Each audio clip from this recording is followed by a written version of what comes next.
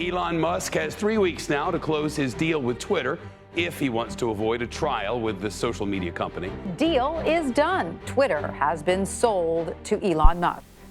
After months of drama following the announcement of Twitter's acquisition, Elon Musk on October 27, 2022 finally closed his $44 billion deal to buy the social media service.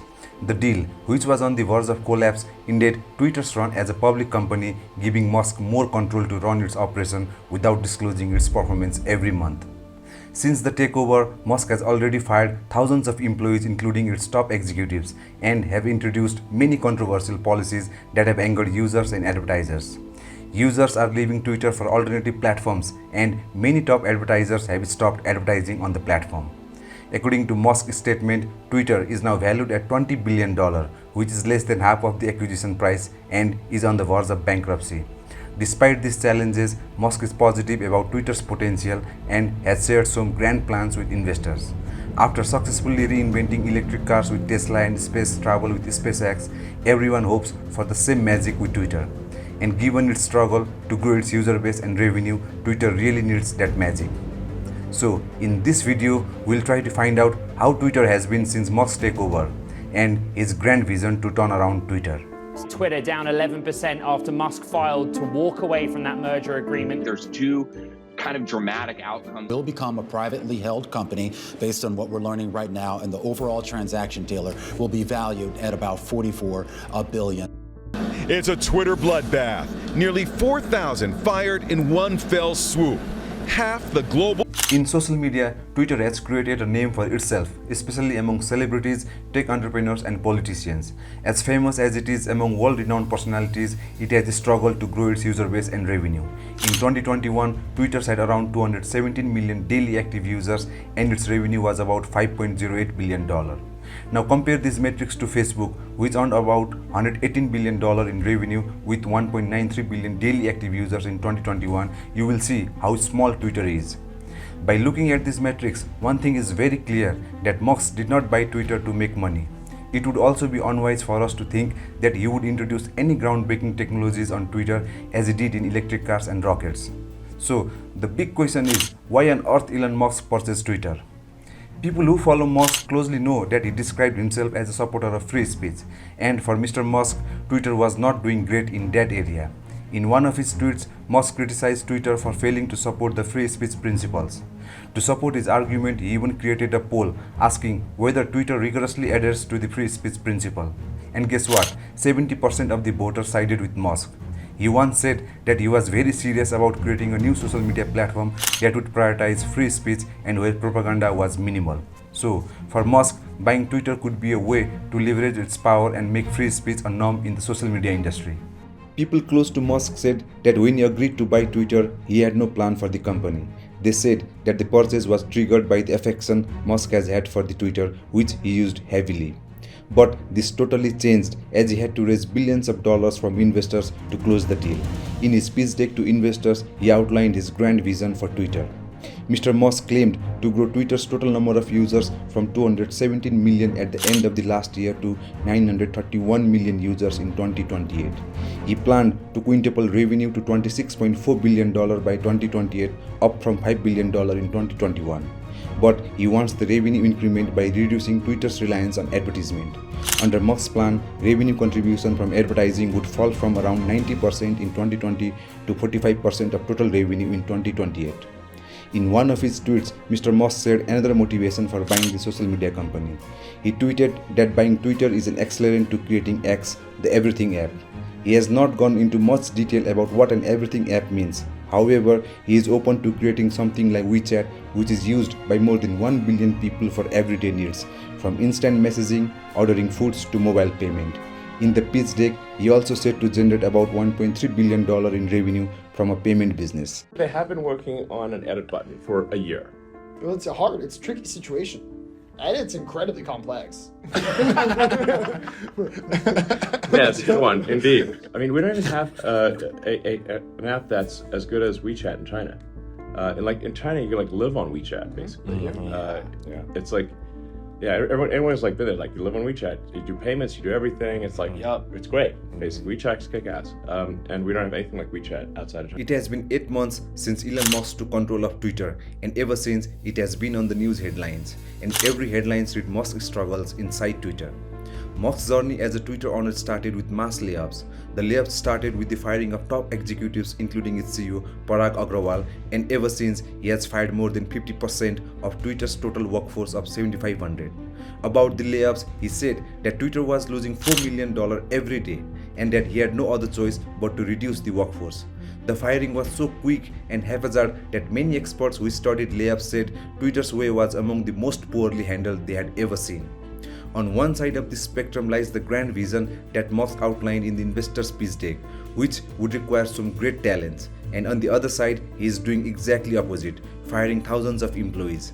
This leaves us with one question: will Musk be able to achieve what he had planned for Twitter? The layoffs also impacted the Trust and Safety Council, which was created to guide Twitter through challenging safety problems and content moderation issues. Musk also fired in-house employees and contractors who battle misinformation, track hate speech, and enforce rules against harmful content, and its impact was visible.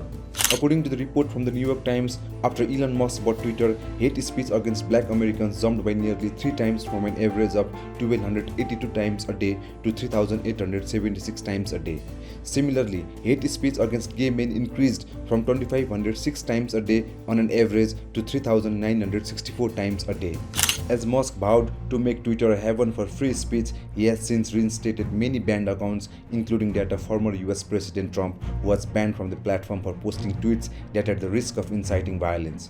Remember the riot on Jan 6, 2021 at the US Capitol. Since the takeover, Twitter has begun the process of reinstating roughly 62,000 accounts with more than 10,000 followers. But Musk's ambition for Twitter have come at a great cost. Due to the rise in hate speech, misinformation, and toxic content, many advertisers, which provide about 90% of Twitter's revenue, have stopped or lowered their spending level. According to CNN report, more than half of Twitter's top 1,000 advertisers have paused spending on the platform. Some high-profile companies to make such announcements include General Motors, Chevrolet, Chipotle Mexican Grill, Ford, Coca-Cola, Jeep, Unilever, and General Mills.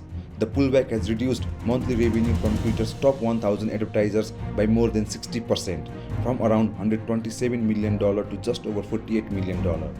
Due to the mass exodus of advertisers, Twitter's overall revenue for 2023 is forecasted to be around $3 billion, down from $5.1 billion in 2021.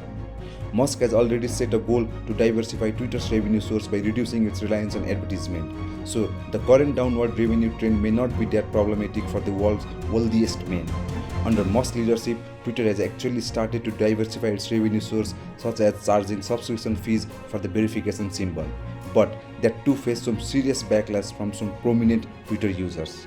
Twitter previously provided a blue check mark for free to celebrities, politicians, and companies, and for years it has served as a means for Twitter users to differentiate between real and phony accounts. Now, that very blue check mark will come at a cost of $8 per month for individuals. If you pay $8, you can impersonate religious figures, government officials, politicians, athletes, brands, and others. Because anyone can buy verification, they're now impersonating famous people. Who could have seen this coming? What? Everyone? Wow! Where were you guys $44 billion ago? In November, an imposter account with a checkmark pretended to be Eli Lilly, which manufactures insulin, and it tweeted that it would provide free insulin to its customers. In a few hours, the fake tweet caused enormous damage. Its stock dropped 5% and billions were wiped off of the company's value. In another similar case, another imposter account pretended to be Tesla, which is owned by Musk, and it bragged about using child labor in the factory. The risk of spreading fake information runs high, as Twitter will give more visibility to the tweets coming from such paid accounts, and that is going to have serious impacts on the quality of information and the credibility of content on Twitter. According to the reports from Media Matters, several accounts which have been previously banned or suspended from Twitter now have a blue check mark through a paid subscription, and they have already started spreading hate or misinformation since purchasing Twitter Blue. Musk has clearly warned of permanent suspension from a platform for accounts engaged in impersonation. It is still too early to say whether such warnings will reduce the risk of abuse that comes from paid verification.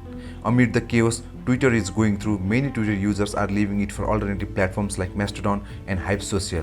In just 1 month after Musk bought Twitter, Mastodon accounts have grown from 4.5 million to 6 million, which is an increment of 33%.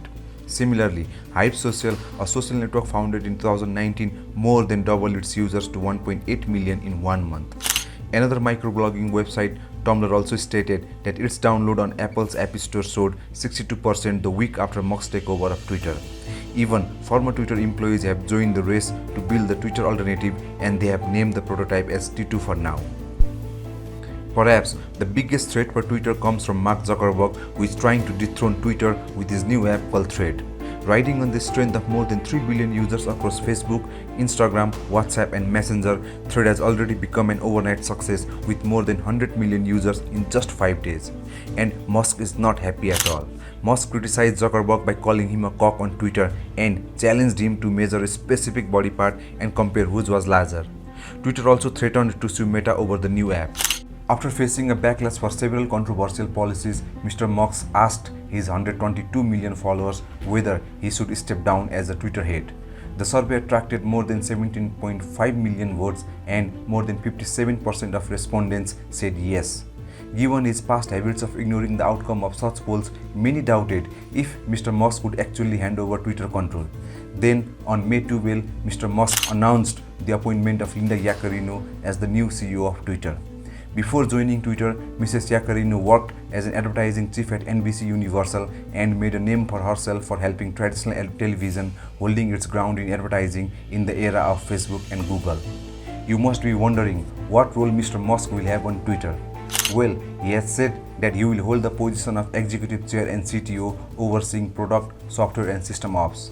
Sooner or later, he had to do this as Twitter was taking more time from his other business ventures such as Tesla. Given his past success with SpaceX and Tesla, one could hardly doubt Mr. Musk's ability to turn the fate of Twitter. For now, we have to wait for how things unfold on Twitter. Lastly, as the time of making of this video, Musk has already renamed the Twitter as X. If you think that this video has added something valuable to your learnings, please make sure that you hit the subscribe button so that you won't miss a future content in similar topic like this. Thank you for watching. I'll see you in the next one.